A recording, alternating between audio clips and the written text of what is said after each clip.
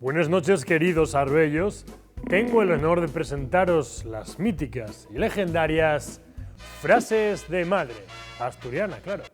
La primera frase de hoy es «Ayúdote yo».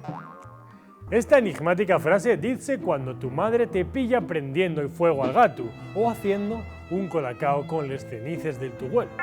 Fonéticamente suele estar dicho con cierto retintín «Ayúdote yo», alargando mucho las vocales, como si entre ellas ya fuese camuflado el bofetón que te va a caer.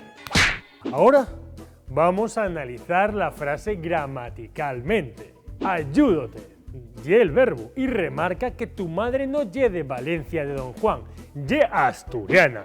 Celorio, Sotrondio, Lugones, dame igual, pero asturiana. Ayúdote. ¿Quién habla así, re Dios?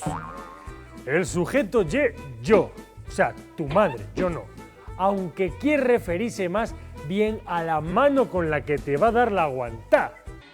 Y mucho ojo a la interrogación, que ye la parte clave de la frase.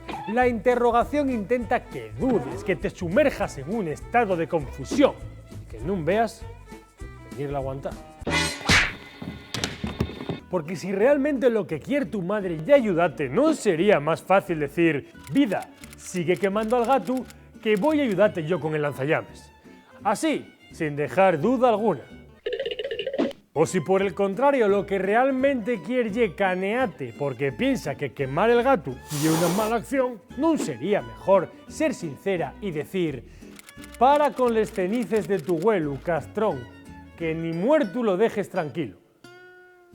Siendo clara, sin artificios, pero no. Usen la trampa y el engaño para que dudes, y entre que dudes y no, collejón. Evidentemente nuestro consejo ye que cuando oigas esa frase, huyas. Corre como si estuvieras quemando, así de claro, o en su defecto, contesta algo como deja mama, si necesito ayuda, ya llamo al equipo A. Pero mejor, huye, fijo.